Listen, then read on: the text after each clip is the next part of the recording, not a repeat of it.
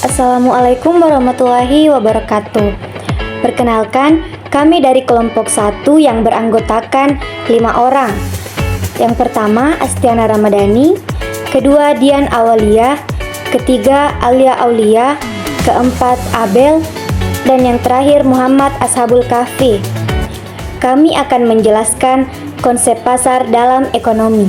Pengertian pasar dalam ilmu ekonomi, pasar bukan hanya berarti tempat fisik, seperti pasar tradisional ataupun supermarket.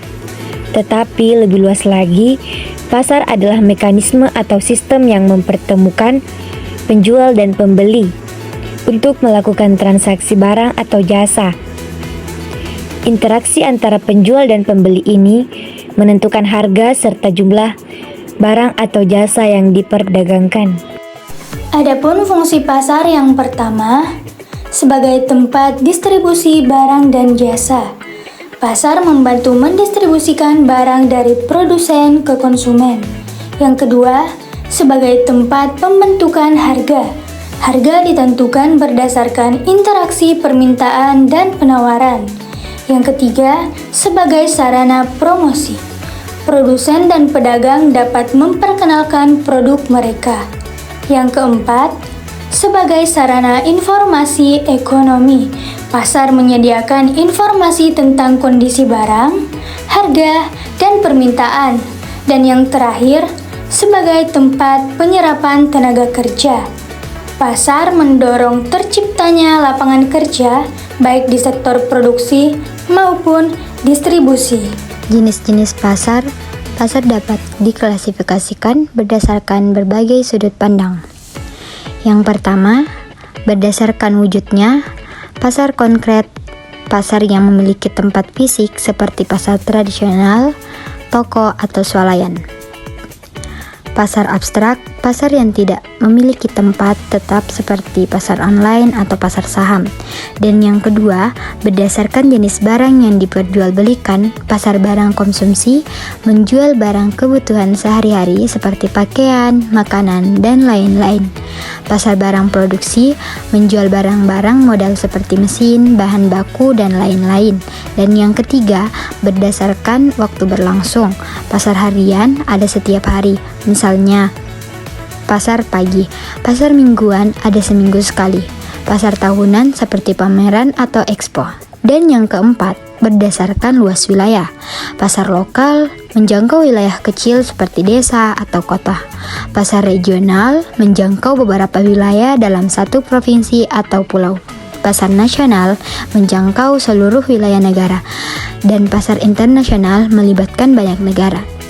Dan yang terakhir, berdasarkan struktur dan tingkat persaingan. Pasar persaingan sempurna, banyak penjual dan pembeli, barang serupa bebas keluar masuk pasar, contohnya pasar sayur desa.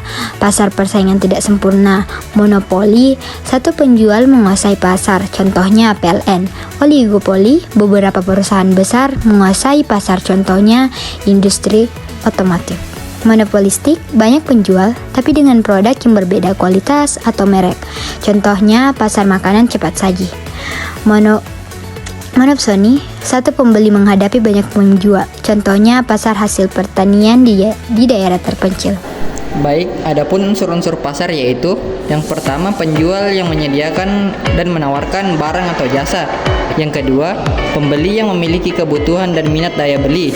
Yang ketiga, barang atau jasa untuk diperjualbelikan. Yang keempat, harga sebagai kesepakatan antara penjual dan pembeli. Dan yang kelima, transaksi sebagai bentuk pertukaran antara barang atau jasa yang disiapkan oleh penjual dengan pembeli yang menyediakan uangnya. Adapun faktor yang mempengaruhi pasar. 1. Permintaan dan penawaran. Jika banyak orang ingin membeli barang, tapi barangnya sedikit, harga naik. Jika sedikit yang ingin membeli barang dan barangnya banyak, harga turun. 2. Harga barang dan jasa. Harga mempengaruhi daya beli konsumen dan keputusan produsen untuk memproduksi. 3. Kondisi ekonomi masyarakat. Pendapatan dan daya beli masyarakat menentukan tingkat konsumsi di pasar. 4. Tingkat teknologi dan produksi. Teknologi yang maju dapat meningkatkan efisiensi dan menurunkan biaya produksi. 5. Kebijakan pemerintah. Pajak, subsidi, regulasi. Pajak dapat menambah beban biaya, subsidi meringankan, dan regulasi mengatur kegiatan pasar. 6. Kondisi sosial dan budaya. Kebiasaan, gaya hidup, dan nilai budaya mempengaruhi pola konsumsi masyarakat. Selanjutnya, perkembangan pasar modern. 1. E-commerce meliputi Shopee, Tokopedia, dan Lazada.